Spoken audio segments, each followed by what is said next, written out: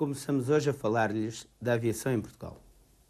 Melhor dizendo, vamos falar da aviação que foi feita em Portugal pelos portugueses, concretamente desde as primeiras tentativas conhecidas, a tentativa de João de Almeida Torto, feita em Viseu em 1540, até a aviação dos nossos dias. Este é um tema bastante aliciante e que permite, naturalmente, diversas abordagens. Sabemos também que é completamente impossível referir todas as pessoas, as experiências, tentativas, êxitos e fracassos, mas faremos todo o possível para mostrar o que de melhor se fez neste campo em Portugal. Assim, começando pelos voos que primeiro se fizeram, pelas primeiras tentativas, passaremos à aviação desportiva, à aviação comercial e terminaremos com a aviação militar. Com esta série, sobretudo, queremos que seja mais conhecida no estrangeiro e também em Portugal a contribuição de portugueses ilustres, aviadores e cientistas para o progresso e evolução da aviação mundial. Não podemos continuar a ignorar que Bartolomeu de Gusmão, no século XVIII, foi o primeiro que no mundo inteiro conseguiu pôr no ar um balão de ar quente, abrindo assim as portas à aerostação e à aviação. Também não podemos continuar a ignorar, e no estrangeiro particularmente não pode ser ignorado este facto, que foram os portugueses, concretamente Sacadura Cabral e Gago Coutinho, que criaram o primeiro sistema de navegação aérea. Assim, por estas razões, e congregando vontades diversas, tudo fizemos para que esta série fosse possível.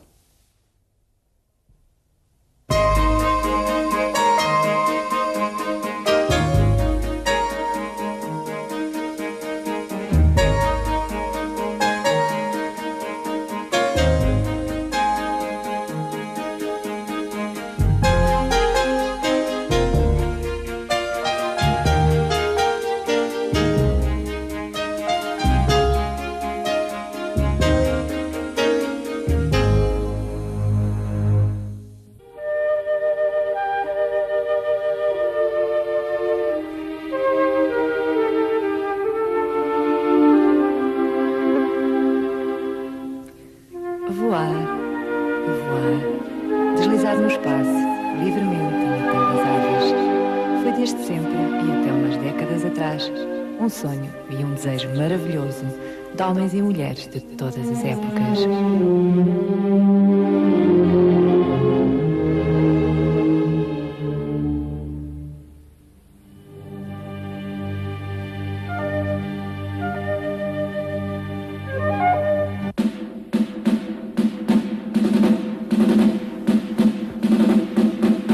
Foram muitos, de todas as raças e de todos os continentes, os que perderam as suas vidas nas mais diversas experiências e arrojadas tentativas de concretizar o sonho de voar.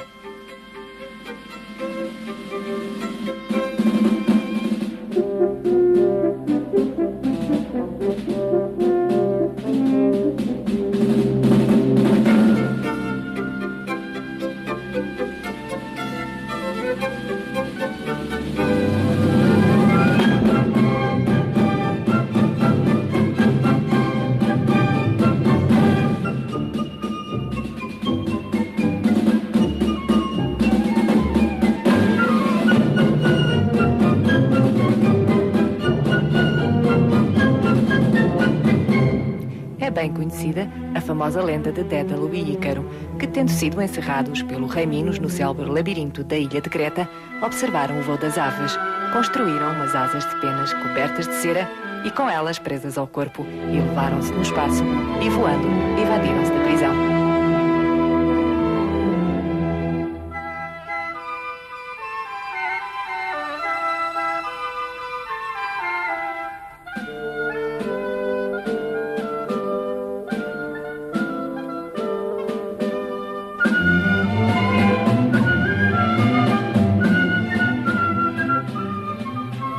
Muitas outras lendas poderiam ser referidas naturalmente, mas às lendas preferimos os factos e as verdades históricas. Este velho sonho povoou já o espírito do ilustre monge franciscano de origem britânica, Roger Bacon, que em 1250 escreveu: O O problema de vencer o espaço está confinado nos limites de se encontrar uma superfície sustentadora e da aplicação de uma força que se oponha à resistência do ar. Assim, este notável pensador antecipava já a ideia de uma máquina voadora. Mais tarde, em 1490, um outro pensador, Leonardo da Vinci, entrongava-se. Se graças às suas asas a águia pode pairar nos ares, porque não há do homem triunfar do vento e levar-se vitorioso no espaço, sulcando os ares numa máquina voadora.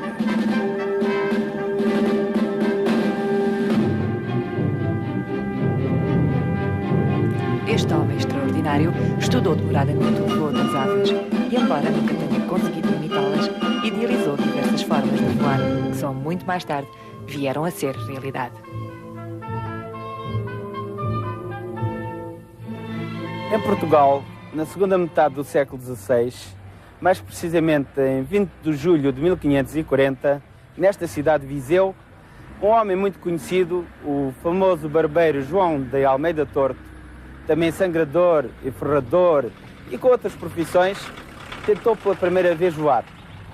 Munindo-se de umas asas por ele mesmo feitas, colocou-se no alto da torre da sede de Viseu e dali para o campo de São Mateus tentou com as suas asas planar e voar. Mas, de acordo com o relato descrito na História da Força Aérea pelo coronel Edgardo Cardoso, a experiência correu mal. E foi assim.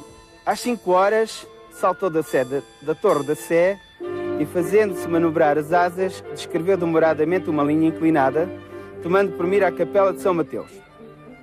Foi bem até certo ponto, mas uma das asas deixou de trabalhar e o barrete, caindo-lhe para os olhos, fez-lhe descrever uma linha em arco, sempre descendente, até que ficou em pé sobre a capela de São Luís. Mas logo caiu, ficando sobre as asas.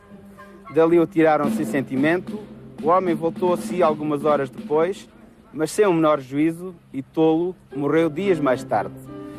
Infelizmente, esta experiência dramática, presenciada pela própria esposa, pelas autoridades e muito povo, correu mal. Mas o que importa aqui realçar é que este homem simples, mas determinado, foi o primeiro que, em Portugal, tentou voar.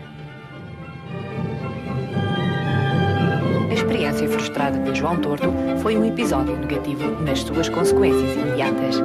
Mas essa experiência tornou-se historicamente positiva por duas razões. Porque mostrou a força da determinação do homem na sua ânsia poética de voar. E porque demonstrou também que isso só por si não basta. É indispensável o conhecimento científico do fenómeno da sustentação.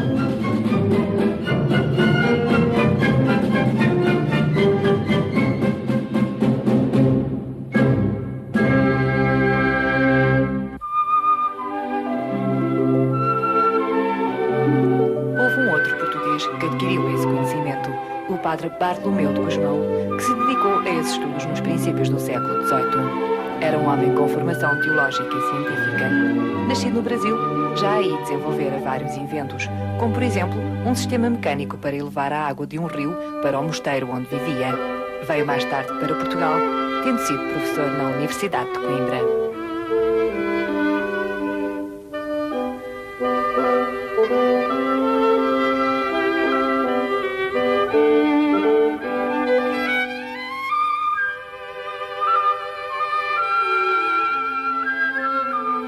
Bartolomeu de Gusmão concebeu e construiu o primeiro balão que se elevou na atmosfera por efeito do aquecimento do ar interior. Era a aplicação do princípio de Arquimedes ao meio atmosférico. Gusmão fê-lo conscientemente com base científica. Em 8 de agosto de 1709, o inventor fez oficialmente a demonstração do seu balão na sala das embaixadas do Terreiro do Paço perante o rei Dom João V, a corte e o corpo diplomático. Ficou assim criado o primeiro aeróstato da história da aviação, sendo Bartolomeu de Gusmão o precursor universal desta modalidade, que se chama aerostação.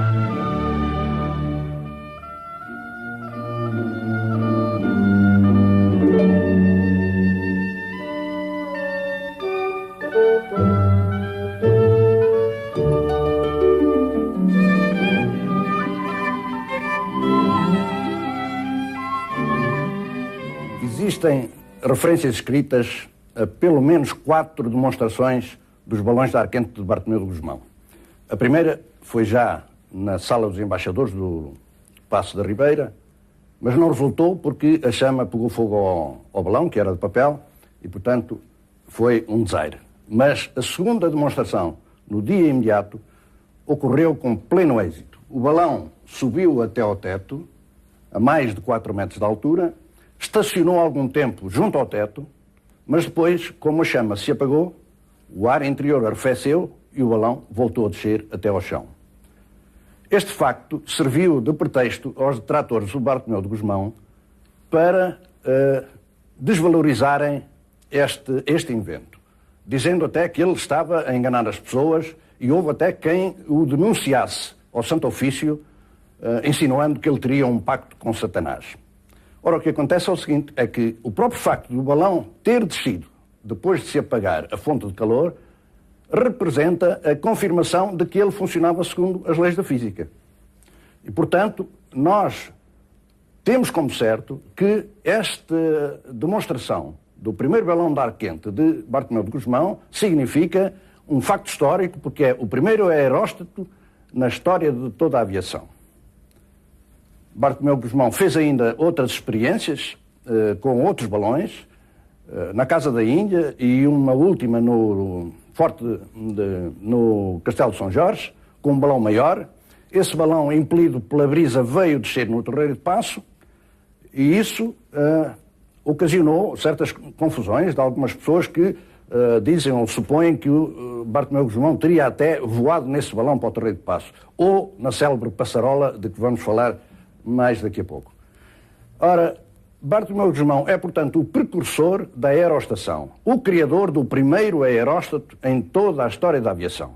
Mas não é isso que consta nas histórias escritas. O que consta é que foram os franceses, os irmãos Montgolfier, que em 1783 criariam o primeiro balão de ar quente e, portanto, o primeiro aeróstato. 74 anos depois do nosso Bartolomeu de Gusmão ter demonstrado o seu invento, que é, de facto, um marco histórico na aviação.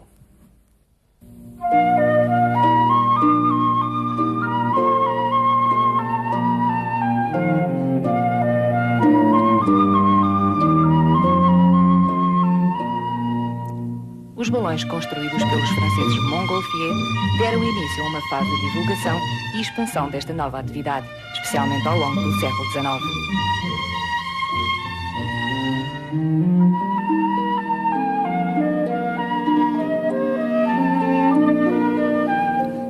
Sendo inicialmente uma atividade meramente desportiva, foi depois aproveitada com outras finalidades.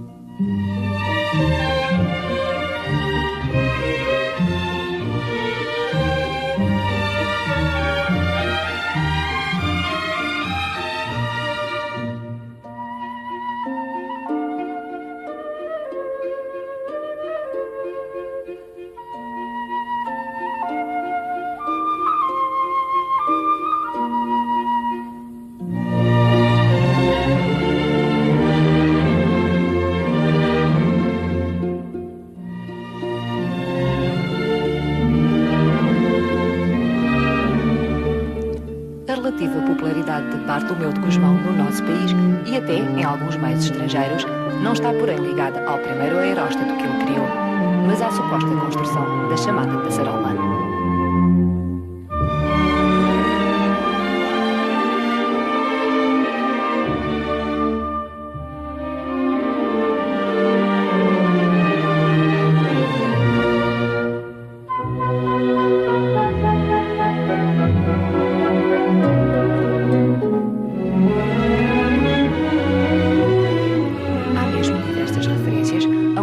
Voo nesta passarola. Isto é, porém, um tema que os técnicos atuais consideram inverosímil. Na verdade, para que a passarola pudesse voar, era preciso que nela se gerasse uma força de impulsão de baixo para cima, de maneira a contrariar o peso da nave. Ora, numa descrição que existe do século XVIII, não feita por Bartolomeu de Gusmão, mas por um livreiro da época, apresenta-se esta configuração da passarola com 2 esferas nas quais se continha a chamada virtude atrativa. Ora, sugerindo-se com isso que seria uma força magnética do género de um poderoso ímã que atrairia a carcaça da passarola para as esferas, visto que a carcaça era revestida de metal. Ora, se a carcaça fosse atraída para as esferas, isso não significava que a nave se pudesse elevar no ar. E, portanto, isto é fantasia e nós, como técnicos, consideramos que a passarola, na configuração em que é apresentada, é um mito. Ela nunca pode ter voado e muito menos sustentar-se na atmosfera. Mas, sendo um mito, tem um aspecto positivo que nos interessa preservar na história da aviação portuguesa. É que há uma intenção do criador de criar uma nave, uma máquina voadora na qual o homem pudesse definitivamente libertar-se da sua sujeição à Terra, despegar-se da Terra e, com isso, realizar o seu voo de sempre, a conquista do ar. Bartolomeu de Gusmão deu de facto um grande contributo para a realização do sonho de voar, não com a passarola, mas com o primeiro balão de ar quente. Temos, pois, na história dos primeiros passos para a conquista do espaço aéreo, estes dois portugueses. João Torto, ignorante dos princípios físicos do voo, mas com a motivação forte da ânsia de voar, a ânsia poética que pode levar a grandes proezas.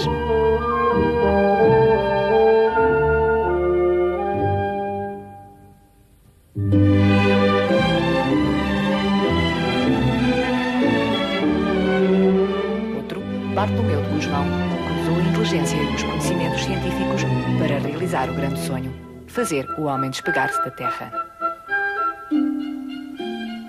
Estes dois portugueses representam, afinal, as duas componentes que estão na base do sucesso da aviação: as motivações subjetivas e os fundamentos científicos.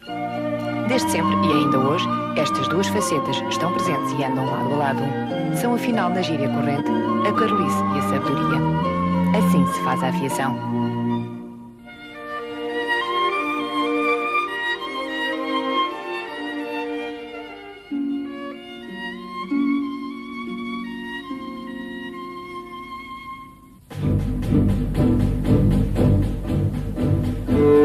Houve um outro português que se distinguiu no estudo de um balão dirigível, tendo conseguido uma solução inédita. Cipriano Pereira Jardim, formado em Engenharia e bacharel em Matemáticas, estudou longamente a aerostação e projetou nos finais do século XIX um dirigível para fins militares. Era um balão oblongo, cheio com hidrogênio, com propulsão produzida por um hélice acoplado a um motor elétrico. O imediatismo consistia em ser o veio do hélice orientável, de forma a possibilitar mudanças de direção do movimento, tanto no plano horizontal como no vertical. O inventor fez construir em Paris um modelo de 5 metros de comprimento que foi ensaiado com êxito e apresentado na Sorbonne em 1888, seguindo-se a construção de um dirigível com a capacidade de 1500 metros cúbicos que veio para Lisboa, sendo guardado durante algum tempo no edifício da Cordelaria.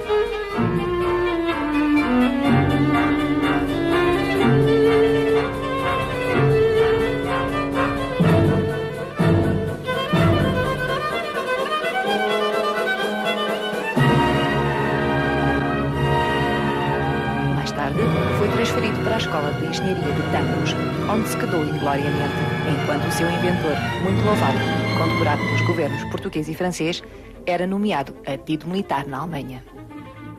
Vale a pena nós desenvolvermos um pouco mais a explicação deste invento do Cipriano Pereira Jardim.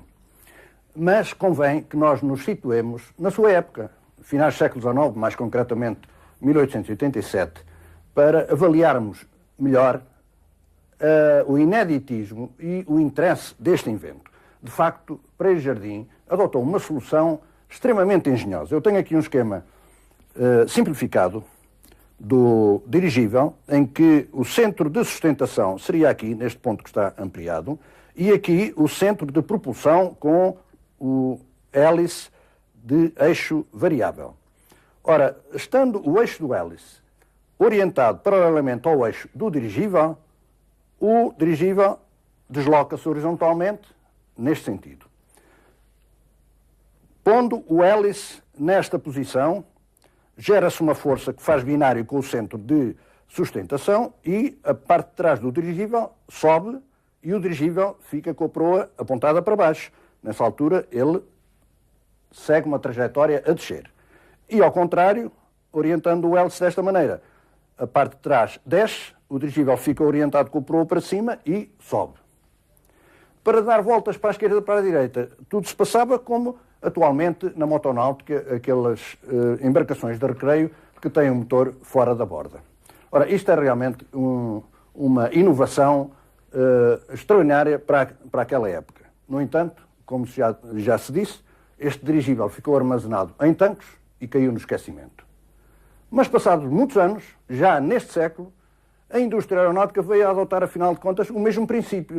Não digo que tivesse copiado do projeto de Pereira Jardim, mas não há dúvida que adotou o mesmo princípio do eixo de propulsão orientável para dar a determinados modelos de aviões capacidades de manobra e, portanto, capacidades táticas extraordinárias. E até na recente Guerra das Malvinas, nós sabemos que aviões de combate, como por exemplo o Harrier inglês, adotou ou é construído com o eixo de propulsão das turbinas orientável para lhe dar essa mesma capacidade de quase subir e descer na vertical.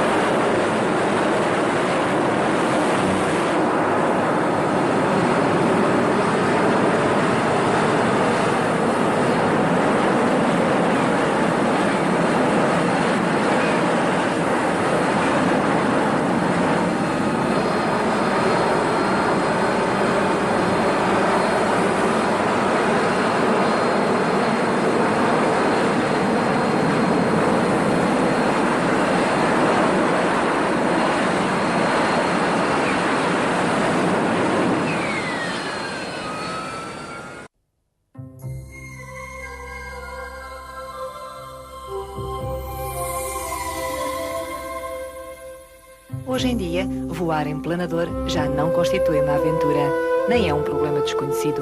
A aerodinâmica está bem estudada, os materiais modernos são excelentes e a construção aeronáutica atingiu grande nível técnico.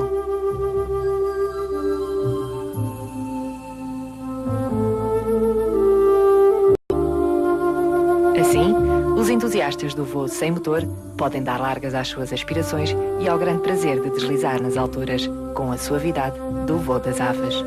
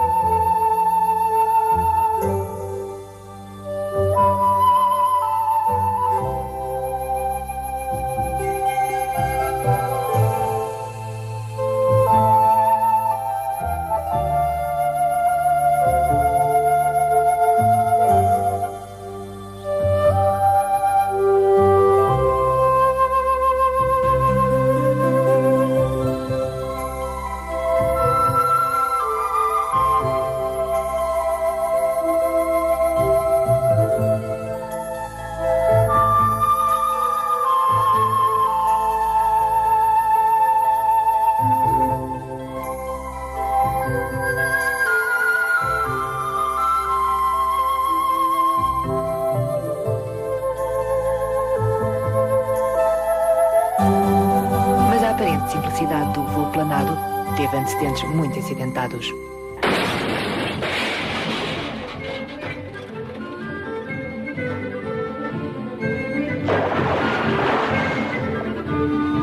Ainda Ainda nos finais do século XIX, um pouco por toda a parte, principalmente na Europa e nos Estados Unidos, o voo pelo homem cada vez mais se encaminhava para uma conquista definitiva.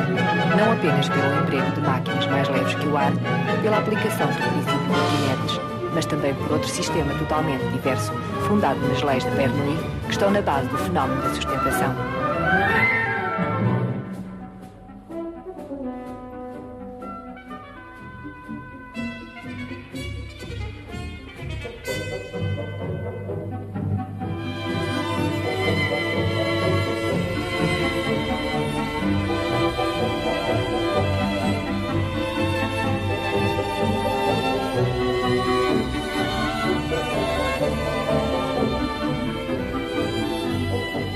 O alemão Otto Lilienthal explorou esse fenómeno construindo diversos planadores em que executou mais de 2.000 voos. Muitos precursores e inventores pagaram com a vida as suas ousadias e Lilienthal foi um deles.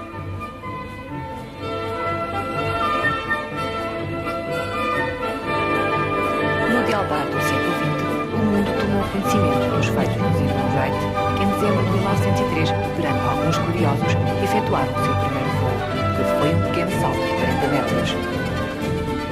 Este voo foi, porém, efetuado num aparelho que não era ainda um avião, mas um meio termo entre um planador e o futuro avião. Este aparelho sem rodas e provido de patins descolou catapultado, deslizando sobre uma calha de madeira.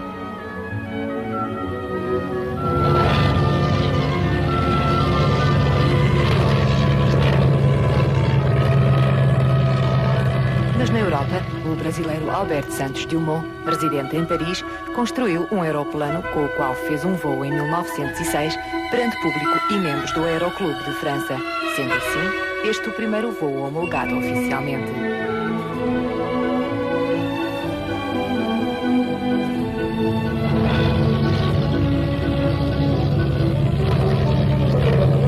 Esse aeroplano, que designou por 14 bis, deve ser considerado o primeiro a que realmente se pode atribuir a designação de avião, pois já tinha trem de aterragem e descolava pelos seus próprios meios. Com ele, Santos Dumont fez muitas demonstrações em público e perante autoridades.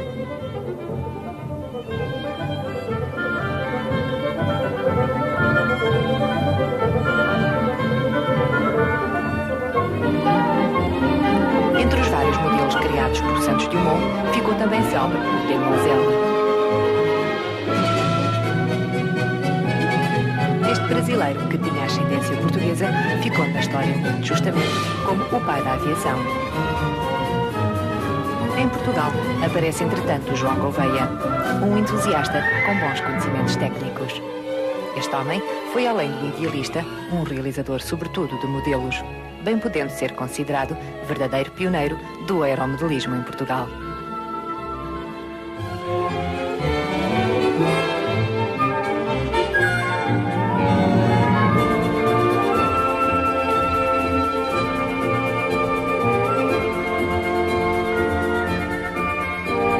Nesse tempo, estava muito em voga os concursos de papagaios, constituindo séries de demonstrações aeronáuticas.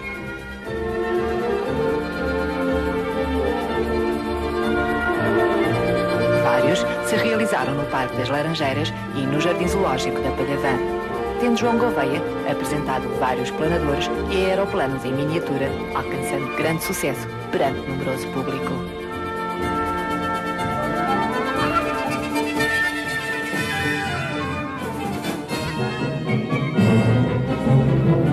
Em 1909, um grupo de oficiais do Exército e de civis ilustres deram corpo e alma ao primeiro organismo impulsionador do ensino e prática da aeronáutica, o Aeroclube de Portugal, que é legítimo considerar como a semente da nossa aviação, a qual iria frutificar ao longo dos anos.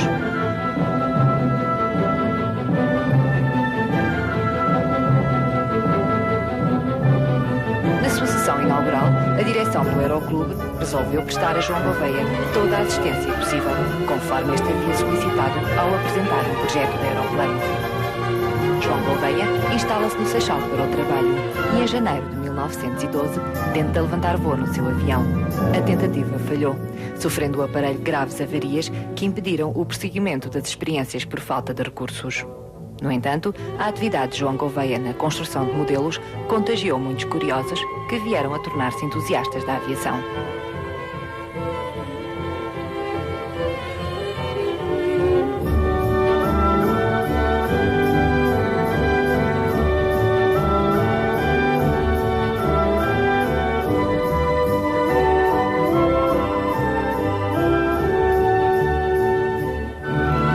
João Gouveia foi o primeiro construído em Portugal, porque o seu criador merece uma referência especial na história da nossa aviação.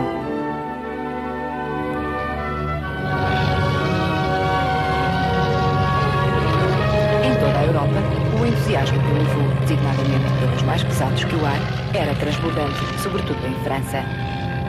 Certamente por isso, um português aí residente, Oscar Blanc, empolgado pelos feitos recentes, obteve o seu certificado de piloto em 9 de julho de 1909, sendo um dos mais antigos da Europa, pois foi o número 8 da Federação Aeronáutica Internacional. Pouco depois, ainda em França, já participava numa prova desportiva.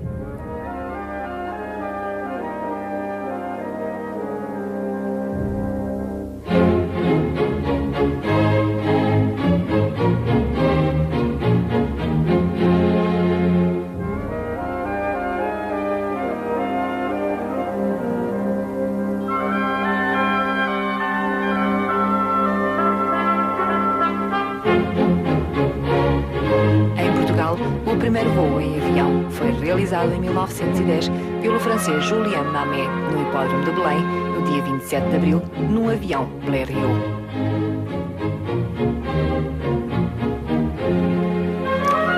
(1912) é também um ano importante, talvez o mais notável para os portugueses, pois foi então que um português, Alberto Sanches de Castro, efetuou no nosso país o primeiro voo com motor. Tendo efetuado a sua aprendizagem de pilotagem em França, Sanches de Castro escolheu uns terrenos no Mochão da Póvoa e aí, tripulando um monoplano Voisin Antoinette, efetuou em 10 de setembro um pequeno voo, atravessando o Mochão a uma altura de 5 metros.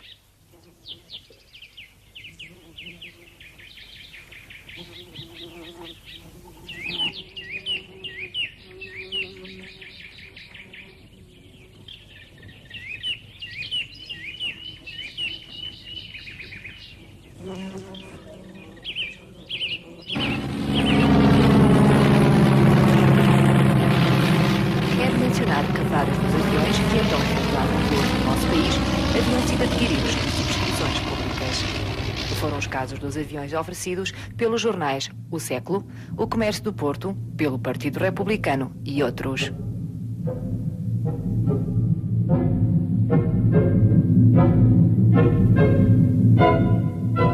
Logo no início de 1913, o Aeroclube de Portugal filia-se na Federação Aeronáutica Internacional, o que mostra a importância que já então tinha atingido. O primeiro piloto português diplomado segundo a regulamentação dessa Federação Internacional foi Dom Luís de Noronha. Foi ele também a primeira vítima de acidente mortal de voo no nosso país.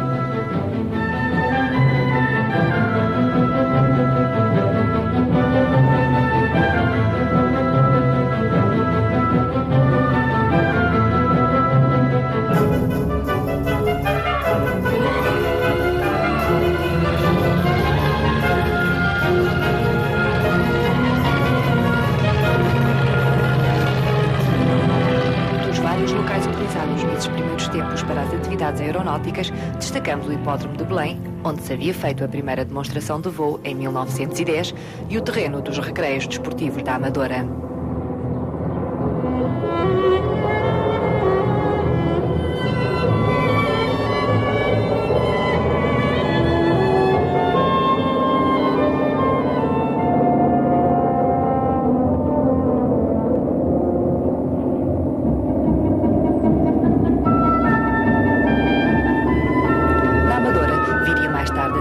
O célebre Grupo de Esquadrilhas de Aviação República.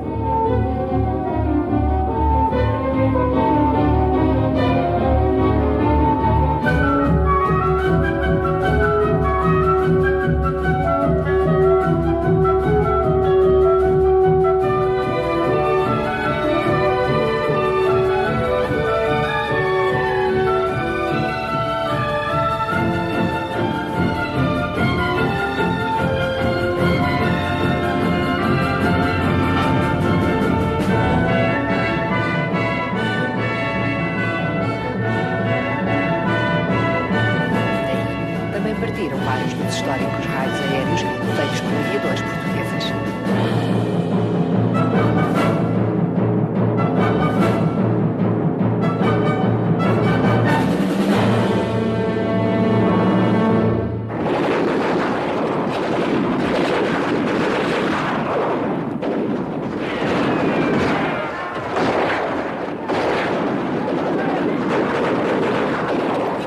A Grande Guerra de 1914 a 1918 provocou um súbito desenvolvimento da aviação por necessidades militares. A indústria aeronáutica nascente começou aí a sua expansão, criando modelos de aviões com características cada vez mais avançadas e adequadas para diversas missões.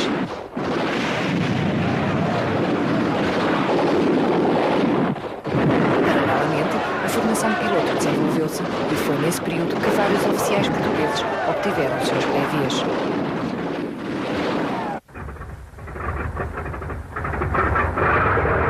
Também nesse conflito que tiveram o seu batismo de fogo alguns pilotos nossos, entre os quais Oscar Monteiro Torres, o único português abatido em combate aéreo, perdendo a vida depois de ter abatido 2 aviões inimigos.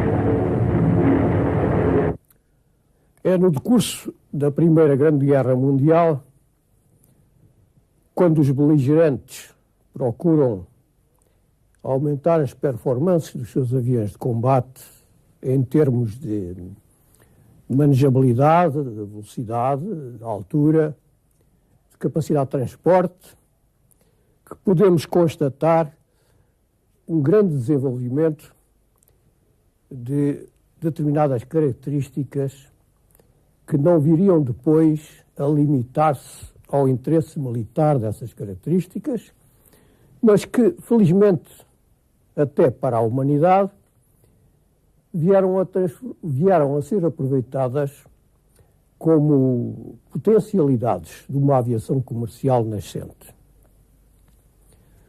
Assim, terminada a guerra, em 1918, aparecem as primeiras aplicações comerciais da aviação nos Estados Unidos da América, quando são feitas as primeiras linhas aéreas de transporte de correio regular entre Washington, Nova Iorque e Filadélfia. 1919 foi um ano que se caracterizou pela aplicação também para objetivos comerciais dos grandes desenvolvimentos tecnológicos que se seguiram à Primeira Guerra Mundial. Assim foi o ano 1919, um ano dos grandes raids aéreos. Logo em junho, Alcock e Brown fizeram o raid da Inglaterra à Austrália. O Redfield fizeram o raid aéreo de St. John, na Terra Nova, para a Irlanda. No fim do ano de 1919 é feito também um voo histórico pelo capitão Ross Smith e tenente Kate Smith, ligando a Inglaterra à Austrália. Nesse mesmo ano de 1919, constatamos que na Europa a aviação comercial também dá passos, os primeiros passos convincentes para a instalação das linhas aéreas de transportes de passageiros regulares na Alemanha e entre a Inglaterra e a França. Paris-Londres, Berlim-Breslau, Berlim-Hamburgo, Berlim-Francfort. Mas o grande passo que já nessa altura estava a ser solicitado pela indústria aeronáutica à indústria siderúrgica era a construção e a implementação de ligas metálicas que permitissem construir estruturas de aviões mais leves e, portanto, com uma maior capacidade de transporte de passageiros e de carga. Aqui, em Vila Nova da Rainha, alguns dos oficiais brevetados no estrangeiro no decurso da Primeira Grande Guerra vieram iniciar a formação de novos pilotos sob a direção do comandante Sacadura Cabral, na primeira escola de aeronáutica militar que aqui se instalou.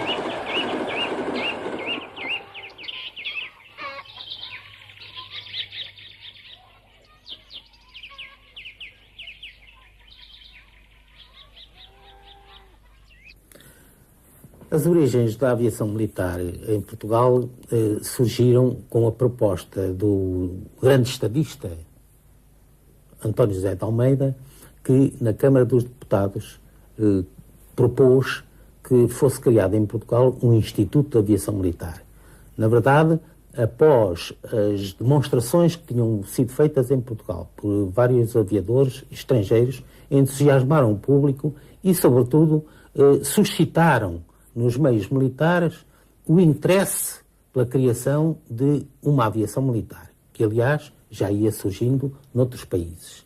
Daí que esta ideia, esta sugestão extraordinária do Dr. António José de Almeida possa ser considerada como realmente a primeira pedra lançada para a criação da aviação militar em Portugal.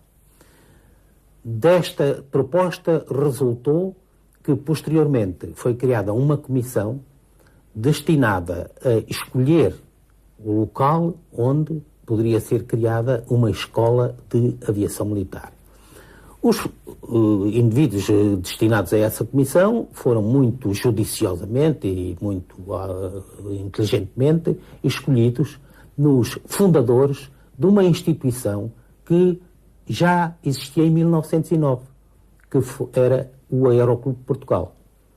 O Aeroclube de Portugal foi a primeira instituição aeronáutica realmente fundada em Portugal e dela iriam surgir, portanto, os elementos que haviam de constituir a aeronáutica militar e também a aeronáutica naval posteriormente. De qualquer forma, os membros dessa comissão, uma vez empossados pelo general Pereira Dessa, que era o ministro da Guerra, passaram a escolher o local onde deveria ficar instalada a escola e, desistindo da Alverca por ser inicialmente considerada anti-económica, foram então fixar-se na Quinta do Queimado, em Vila Nova da Rainha. Vila Nova da Rainha, que era considerada na altura, pelo menos, a terra das três mentiras, uma vez que nem era vila, nem era nova, nem era da Rainha. Mas ali, realmente, na Quinta do Queimado, se localizou a primeira escola, que foi depois o local onde se fizeram os primeiros pilotos portugueses em Portugal, porque os primeiros aviadores portugueses que realmente se receberam o seu brevet foram feitos no estrangeiro, uns em França, outros em Inglaterra e outros nos Estados Unidos.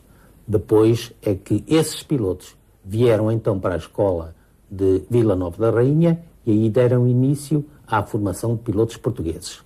Entre os instrutores distinguia-se Sacadura Cabral, que ali deu o seu batismo de voo ao grande amigo que depois havia de ser o seu companheiro na travessia diurna do Atlântico Sul, Gá Coutinho.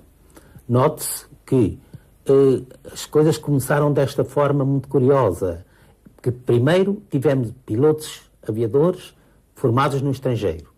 Depois instituiu-se a escola de Vila Nova da Rainha, mas sem aviões, porque os primeiros aviões que foram dotar a escola foram os aviões oferecidos pelo jornal O Século, um oferecido pelo Partido Republicano Popular e ainda um outro pelo coronel Albino Costa, brasileiro. Foram estes os 3 primeiros aviões da aviação militar, mas oriundos de entidades civis, não comprados pelo Estado, comprados por órgãos civis para servir a aeronáutica militar. Só posteriormente é que depois Portugal adquiriu então aviões, principalmente de tipo francês, para preparar os seus pilotos futuros.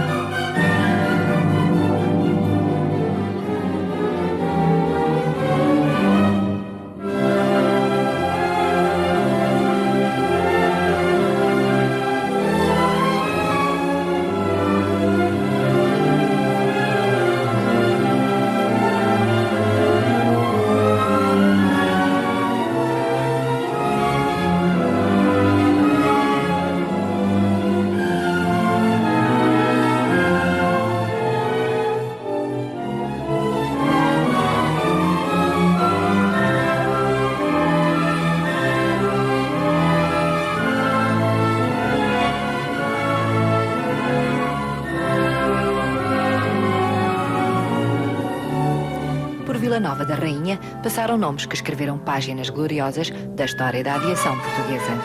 Com eles e outros, iria dar-se início à epopeia das viagens aéreas até ao Brasil, África, Índia e Timor. Viagens que tanto enalteceram o nome de Portugal. Também, por outro lado, começara a lista dos mártires que o destino exigia que morressem voando. Mas o sacrifício das suas vidas não resultou apenas em dor. Ele foi também motivo de glória, pois a pátria foi enaltecida com os seus exemplos.